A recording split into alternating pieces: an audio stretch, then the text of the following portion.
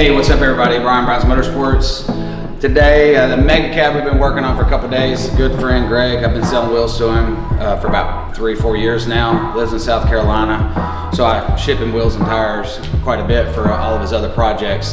Just asked, hey, had never been to Nashville, can you build my truck in a couple of days, which is really tough to do in this day and time. And I just have a couple guys, Anthony and Brody, kind of kill it and work a little over, a little under, just kind of get everything done to make sure everything's good. So we got the truck done pretty good, had the customer put about 50, 75 miles on it before he left so we could go back over and check it. Yeah, sometimes it doesn't work out. This time it worked out really well. So just hope you enjoy the video.